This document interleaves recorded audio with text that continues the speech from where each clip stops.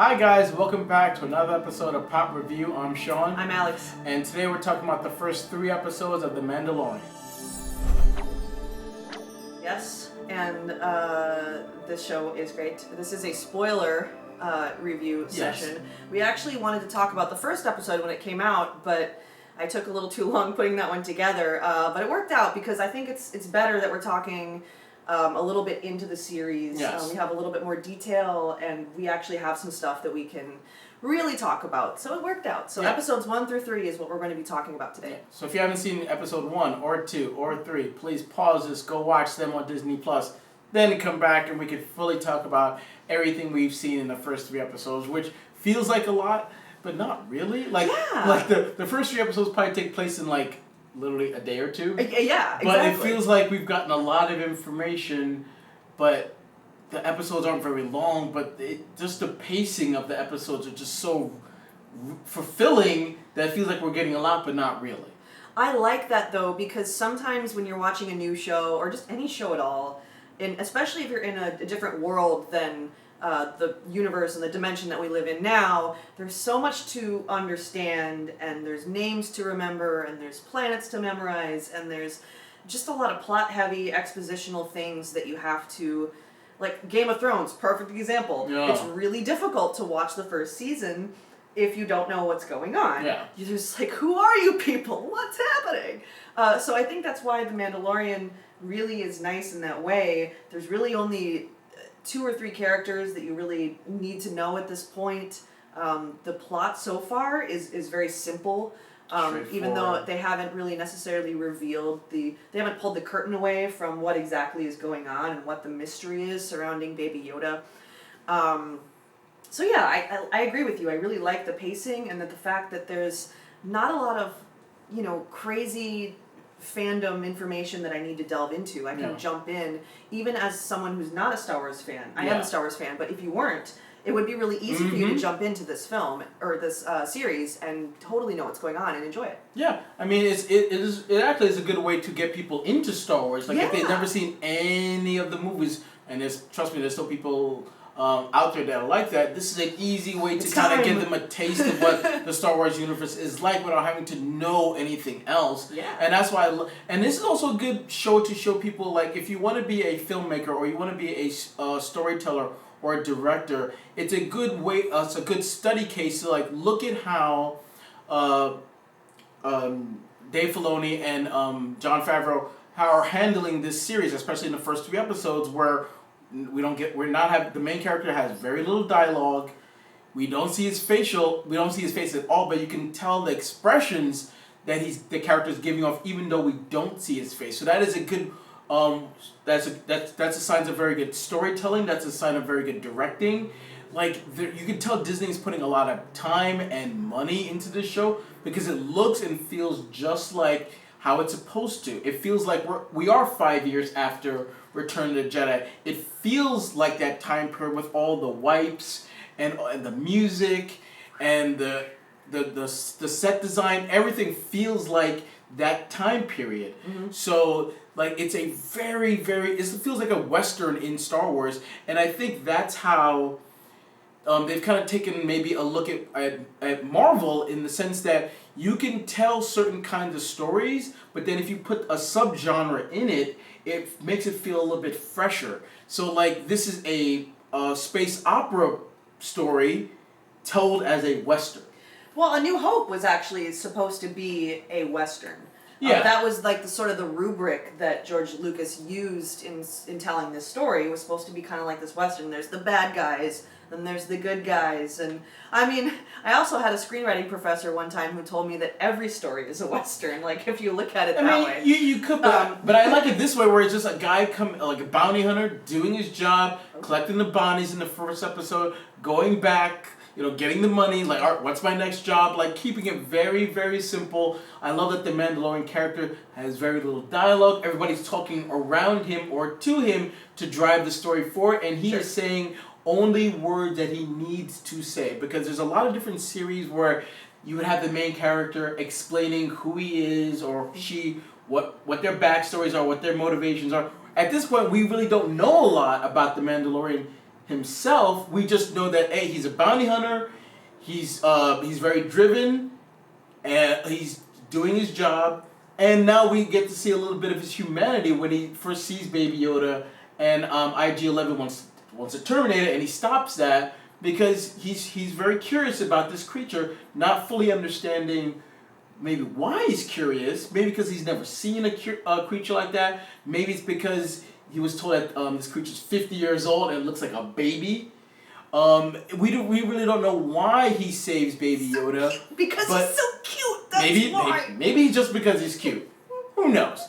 But the idea that he saves Baby Yoda, we see a little bit of his humanity. Again, even without seeing his face, you can tell that he is very curious and is very protective of Baby Yoda. That's why he goes back to save him in episode 3. Yes, absolutely. And like you were saying earlier, this is also a directing thing. So this is a really interesting way to tell a story because you can't see the main character's face, right? You don't get those visual cues, and you don't really get a lot of dialogue, like you said. So it really is an interesting experiment. And when I was in film school, the first thing they have you do is tell a story without any dialogue. Yeah. Like that's the first thing that you learn as a filmmaker is how to tell that kind of story.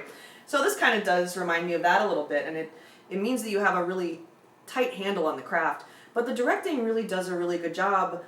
There's like the push in where the camera comes closer when he's debating whether or not he should go back to save Baby Yoda in episode 3, and that's and the exactly little ball thing is missing. He's like exactly all these little details, so you don't actually even need to see the actor's face. But I will say one thing. That's the thing that I also don't like about the series because Pedro Pascal is really sexy, and I wish that we could see his face a little bit more because I just think he's a good actor and I think he's a nice guy to look at.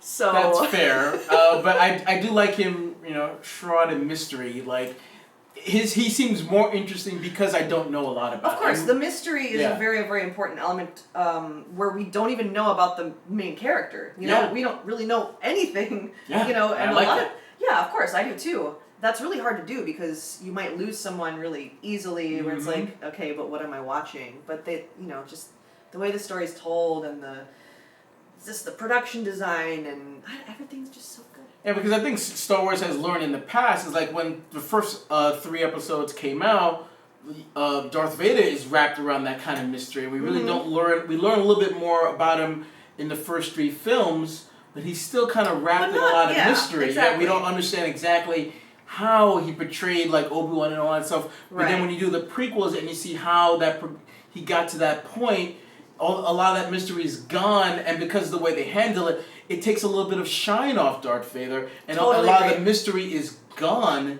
and then you know exactly how he got there. So it's just like, it is what it is. He started off as some whiny kid that ended up being one of the most badass characters we've ever seen on film. Absolutely. But it takes a little shine off of him. And then they also learned with Boba Fett, because we didn't learn a lot about that character, that people love that character because he barely spoke.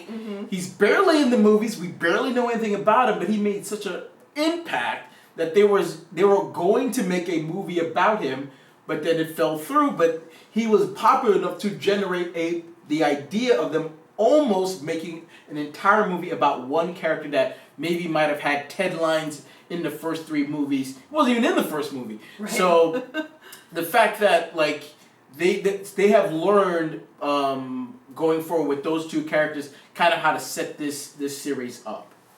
Absolutely, and I think that this is just really telling that we don't need Star Wars on the big screen anymore. Of course, I think there always will be Star Wars movies, but I've been saying this before, and if you're a fan of the channel and have been watching us on our saga following all the Star Wars films since the channel began, all the trailer reviews and movie reviews and all that stuff, I've always thought that the Star Wars universe is very, very well suited to a serialized kind of storytelling because the world is so vast and I like the slow pacing, and that's something that you can't really do in a movie. Of course, movies are like 3 hours long now, but even then, that's still not sometimes enough time to fully understand what it is that you're looking at. because the scope is so big. Yes. And what they can do now in television, because they have the budget, because they have the technology, because there's the demand. And they have because the of all time these, to do it. Of course, all these streaming services, or by all these, I mean, Disney Plus, Yeah. in this case, of course. It's finally possible to tell these smaller scale, but still feel like big stories. So it's a really interesting shift that I'm hoping is going to continue. Yeah, absolutely, and I'm hoping that the rest of the series that go on to Disney Plus, from the Star Wars perspective, focuses just like what we're doing, like the Mandalorian is doing, is focusing on one character and a pocket of the greater universe. Like, we understand, like, the Skywalker saga is going on, and this takes place in between that. Sure. But we don't have to meet all, like, Luke and Leia and Han and Chewie. We don't have to. We know about them in this time period. Not as much, but we know they're out there. But we don't need them to tell this story about the Mandalorian and what he's doing and what's going on in his world. We don't need them. Exactly. And I'm hoping that when Obi-Wan comes out, they're focusing on just Obi-Wan, his story, what's going on in him. We don't need to know about everything else that's going on in the outer universe. I just wanted to see what is affecting Obi-Wan and Obi-Wan alone. Mm-hmm. So I love that the Mandalorian is about the Mandalorian and what's affecting him. And I'm hoping that all the other shows, because we know now that the Mandalorian's popular, obviously the Obi-Wan show is going to come out after that. There'll probably be a Mandalorian season 2, and I'm hoping that they do other stories about characters that we haven't met yet. Of course. Because it's a universe, not a planet. You can go anywhere and do anything, and the character doesn't even have to be well known or known at all. You can do whatever you want in this universe. As long as it feels like Star Wars, give it to me. Of course, and that was one thing that I personally didn't like about the Han Solo movie. It didn't feel very much like Star Wars. It felt a little clean, kind of smooth. Something about it just wasn't very gritty, and actually that's why I liked the trailer. I was like, oh, this is going to be different. I'm glad that they're breaking away from Star Wars visual tradition, but when I saw the movie, it definitely weighed heavy on me that it didn't feel right for some reason. So, but The Mandalorian definitely feels right. Yeah, it feels like it takes place around this time period. It does, and I agree with you with Solo. It kind of felt like, for lack of a better word, half pregnant. Like, it kind of felt like it was taking place around New Hope, but also taking place in the prequel era. It felt like it was in between that, where it felt like half practical, half CGI. Yes. Some parts felt like it was in that time period, other parts did not. So, like, I know he's young Solo, but he's not really that young compared to where that movie took place and where we pick up in episode 4. So, I didn't know where it was going, but that's besides the point. Let's talk about that better. Fine, but I want to bring up something that you just said about the half CGI, half not CGI. What I find really interesting about The Mandalorian is I was a little worried at the beginning that it was going to be really CGI heavy. Yeah. And obviously they're relying heavily on CGI to make a lot of these scenes work, but you can't tell. I mean, you can, but it doesn't feel that way. And I was concerned about Baby Yoda and about it looking too smooth and feeling like it doesn't belong in that world. But the animators animated Baby Yoda to look like a puppet, the way that Yoda looks in the original trilogy.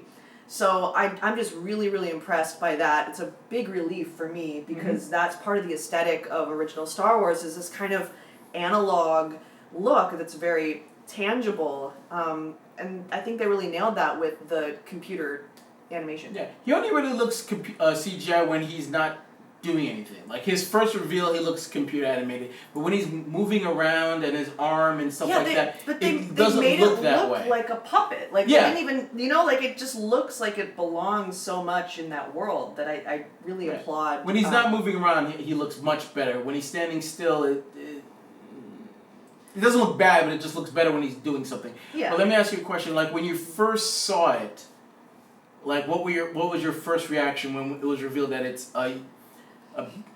for lack of a better word, Baby Yoda? That's what everybody's referring to it as. Right. I was kind of excited, actually,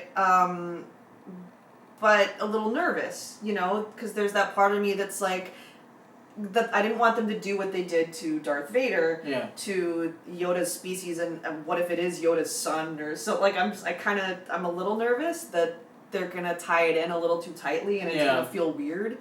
But I thought it was so cute that I just couldn't. All those feelings kind of washed away, and I was just like, oh, it's so adorable. Imagine all the merchandise. Oh, there's going to be merch, don't worry. So yeah, it was a bit of a mix of emotions, but I gave it the benefit of the doubt just because the pacing was so nice, and the fact that we weren't getting any information, I was like, okay, maybe they can do this right, and I'm intrigued as opposed to scared. And you?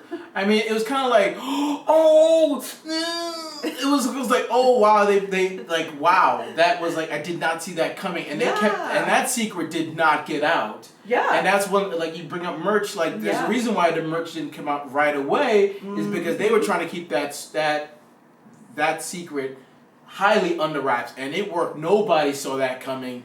There was no rumor about it or anything. When everybody saw it, surprised. That's when we learned about it. There was no like, maybe there might be a baby Yoda in there. Like, nobody knew.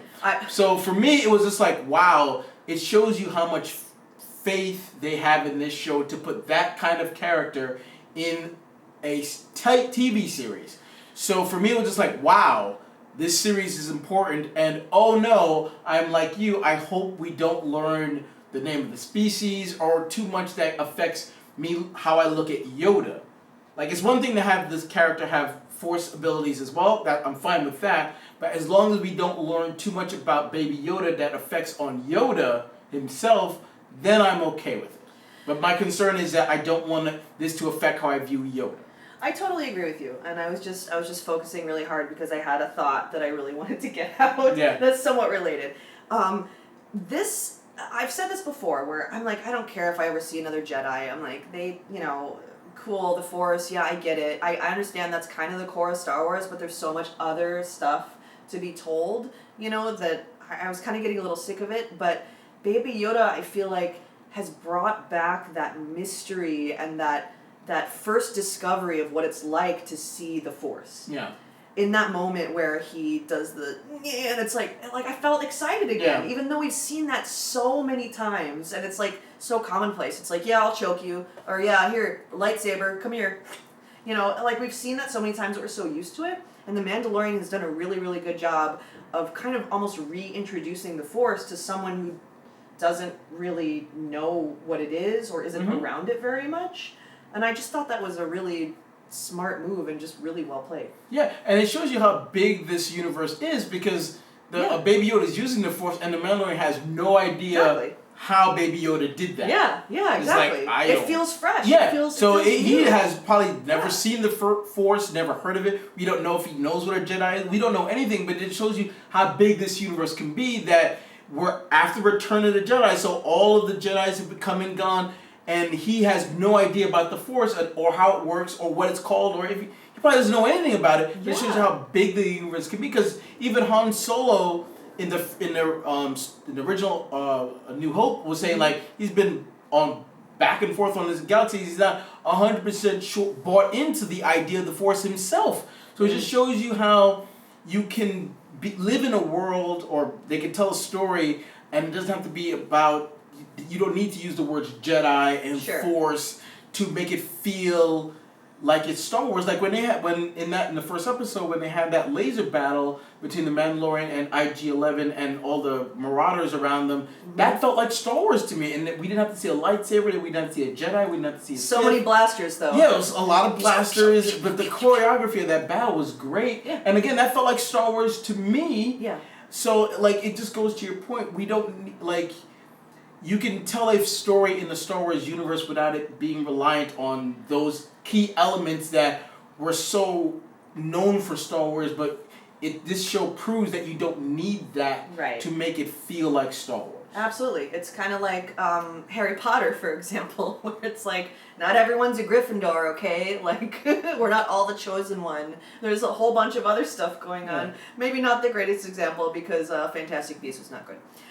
Yes, it is good that they're expanding this universe. I don't know. I'm really excited to see what we have in store. We have 5 more episodes. So Well, some people are not liking that they're really short. What is your thought process on because the first episode was like 37 minutes, the second one was like 32. The third one was like 35 or so. Like, they feel short because I'm kind of just like on the edge of my seat, so I want more, you know. Yeah. So in that sense, it feels short, but it does feel like the right amount of information in each episode, where I'm not being inundated with too many new characters. I'm learning a little bit each time, and each time.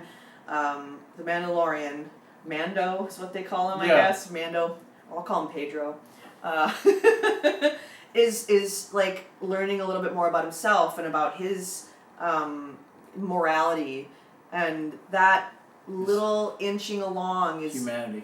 Exactly, humanity. Yeah. So that inching along at that pace is fine for me, and therefore the length is okay. Yeah, I actually enjoy the length. It actually feels like the right amount of length, only because if it was an hour-long show every time, then there's going to be this filler in there. Sure. And these episodes have no filler. Like, everything that's happening in there is meaningful and purposeful. Right. Where versus if they had to then pack a little bit more in each episode to get to that hour length time slot, if you may, it doesn't have the same impact, you know what I mean? Because then you have a lot of wasted time or killing time. Well, I was going to say Game of Thrones, for example, there are 1 zillion characters. So for a show like Game of Thrones, that works perfectly because you are jumping around between different kingdoms, you are jumping around between different characters, and every single character has their own storyline that is woven together in some way. But this is keeping it very small. Yeah, there isn't any bandwidth to expand, because where would you go with it? Like, we really are only focused on the Mandalorian and this Baby Yoda and sort of unraveling the mystery of that. So yeah, I feel like the short length is fine. Yeah, because they could easily make it the episode longer if he's talked more, and then that would be, for me, that would be a huge mistake. Yeah. Where like if he's in the bar like in the first one, he has a little bit more dialogue before he starts wrecking shop, things like that. It would make me look at the character a lot differently. Well, sure. Because he's not Han Solo. He's not a talker. He's a man of few words. Yeah, he's a doer, not a talker. Yeah. Like, I'll take you in cold or warm or cold. Yeah. Like, his lines are great. Like the few lines he have are just great. Yeah. Mm-hmm. Like, I won't take you in dead alive. I'll take your body in warm or cold. It doesn't matter to me. Yeah. Like, weapons are my life. Yeah. I like. There's a lot of great scenes. Like, I have spoken. Like, now everybody's saying that now, which is like, that's a thing now. Yeah. So, to me, like, the show is, I'm happy it's only 8, but I'm sad it's only 8. And we've already got 3 so far. We only got 5 more to go. I'm hoping they stay on the same kind of pace that the first 3 has established, where they're just going along with, like, obviously, like, I didn't see the other Mandalorians coming to save him. I didn't think we would get that. Like, that was a big surprise, and I love the fact that they all had jetpacks and he didn't have one. He's like, I gotta get one of those. I literally said that out loud before he did. I was like, I want one of those. Like, and then he's like, I gotta get one of those. Yeah. So I mean, I love that fact, and I'm just curious to see where he, like, for me, him going back to say Baby Yoda wasn't a surprise. Like, I saw that coming, but just the way his character went about it, where he's like, all right, I'm out. I don't care. Mm-hmm. It's only when he went back, like, oh, what do you think they're going to do with this? It's like... It's very interesting to probably going to kill him. Yeah. Yeah, but just the fact that then he went back, and then he saved them, and then I don't know where he goes from it, because he's kind of like excommunicado if you into John Wick, where now he's probably the bounty now, and they're all coming after him. So it seems like the Mandalorian, at least, that helped him are somewhat on his side. Yeah. At least temporarily, but they did seem a little jealous, but they're also a tribe, but it does seem like there's a complicated relationship between Mandalorian, from Mandalorian to Mandalorian. Like, it is complicated because they almost killed each other. You know, in episode 3, Mando has the knife to the other guy, and then they're like, this is what is it they say? It's like this is how it is, or it is what it is. The way this is the way. This is the way. Yeah. So, but because I think they are a little jealous because he has all that steel that he got from the bounty, and all that steel came from his shiny new armor. Yeah, that steel came from the Empire. Right. So they're kind of hating on him for that, the way he got it. But then they got over it real quick. They're like, no, you're cool. You're one of us. Yeah. Like, we'll save you. We're friends. So I think this is more like you're one of us. I don't know. They probably begrudgingly helped him, but. But it will be interesting to see maybe going forward. There's 5 more episodes, and who knows if the other Mandalorians will be his friend or foe. Like I think it could go either way because everyone kind of seems to be out for their own, their own reasons and their own, steel that they're trying to get for themselves. So. And I love that Carl Weathers' character survived because some shows could easily just kill them off. But I think now what probably may happen is that it might just be like John Wick, where now that he has survived, he's going to put a bounty on the Mandalorian, and then they're really going to be coming after him as maybe he's trying to figure out what to do with this kid now. There's going to be bounty hunters coming after him because, like, when he was going away, everybody's things started to go off. Yeah. And then that's where they kind of confronted him. So I'm wondering if there's going to be a much bigger bounty put on him, especially because he pretty much almost killed Carl Weathers' character. So I'm curious to see where that goes. Yeah. If he's not they can't kill off the only black character on the show. Oh, they could. But I'm glad it's kind of a joke because everyone's either in a mask or an alien. So. Yeah. Diversity. They didn't kill Billy D. There's one woman, and she's also under a mask, but she seems like the queen, Mandalorian queen, so I'm cool with that. And I also do like the little flashbacks that we get every time they're building a new piece of armor. We see a little bit about what happened in his childhood, like his village was under attack and his parents are trying to we get a little bit more every time. And then we saw one of the battle droids from the prequels about to kill him, but he gets saved. So, curious to see if we're going to get a little bit more of that as the show progresses. I think we will get just enough to some kind of revelation where it's like, oh, that's why he doesn't talk much, or oh, that's why he took to Yoda because maybe his little brother died or something like that. Maybe there's like just a little nugget in his history that isn't going to tell us everything, but it's going to tell us just enough, I think, about his character. Yeah, or maybe he had a pet, and the pet reminds him of Yoda. I don't. Do you think it will tie into Boba Fett at all? I hope not. I hope not too. I really hope that if at only Boba Fett is mentioned. Yeah, maybe we hear his name, but but I don't want to see him or have the Mandalorian be affected, pro or con, by Boba Fett.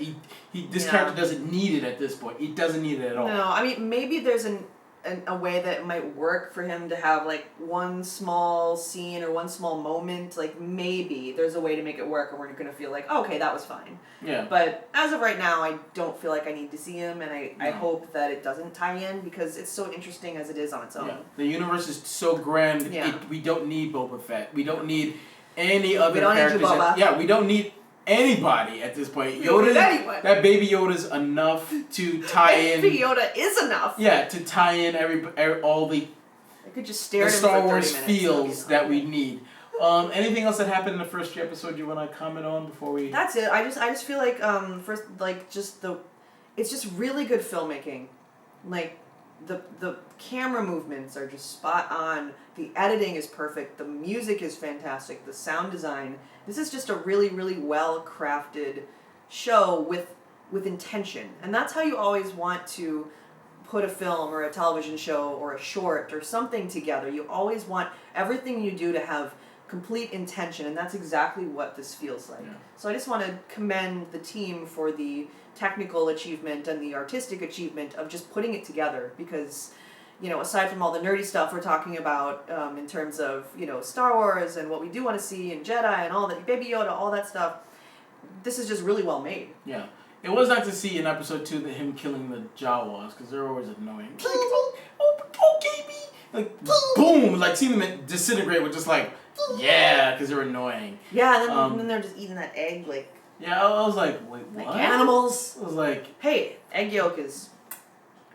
That was the only thing that was just like, what? I love me a soft-boiled egg. Like, okay, they gave them all the parts back for that, but it's like they're Jawas. They're. I'm like, okay. What do you expect? Like, All right, whatever. He had to get his parts back somehow. And they gotta eat somehow. I guess breakfast was good. Like, breakfast, guys. Here's this egg. Everyone gets what they want. Like, okay. But other than that, I mean, you got to give Jon Favreau and Dave Filoni huge props.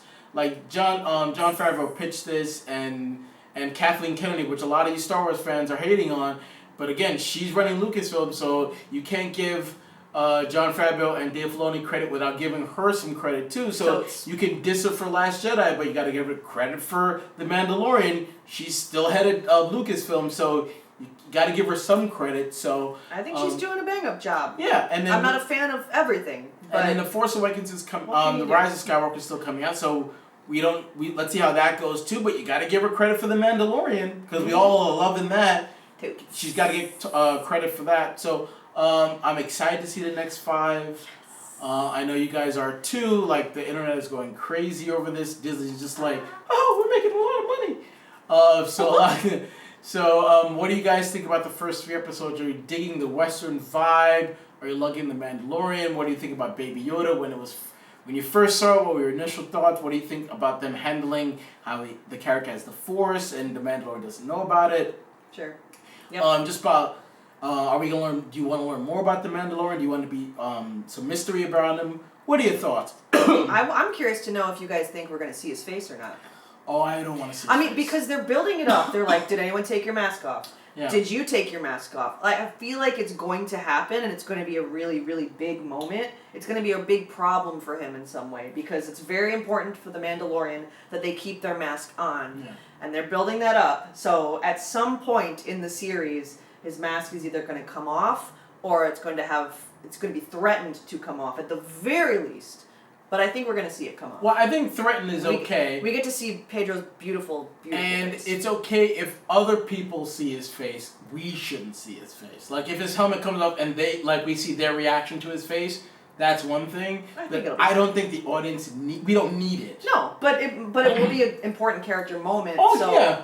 So if we see it, then we're like, oh my God, we weren't. It's gonna be an emotional thing for everyone, regardless of what happens, even if we see it. But they can get the character can get that same point across without us seeing it. Like, it could be an important character moment for The Mandalorian. I want to see it. Well, you do. I don't. But what do you guys think? Do you want to see his face or not? I am worried. I'm not worried. I'm curious to know what everyone thinks about Do you want to learn more about the Yoda, and we're calling it the Yoda race, is that we don't know if that's the name of the race, but do you want to learn more about that character, where they come from, what their whole planet is, what their species is called? I personally don't, but what do you guys want to do? They're called Yoders. I hope not, but hope we never know the answer to that. Officially, or where their planet is from. I hope we don't learn that officially either. But what do you guys want to know? Like, so we're probably gonna do another episode review once we see the entire series. Probably, yeah. Yeah. So we just talk about it in general, and then what we would like to see in season 2, because we know that's gonna happen. But let's start the conversation below. Also, like, subscribe, share, do all those great things. Make sure to hit that notification bell to be notified when we do the next review, which will probably be a season recap review of all 8 episodes. But until then, I'm Sean. I'm Alex. Thanks for joining us. You're welcome. It's me being Baby Yoda. Did I do it right? Oh, it's kind of long. And like, see, you're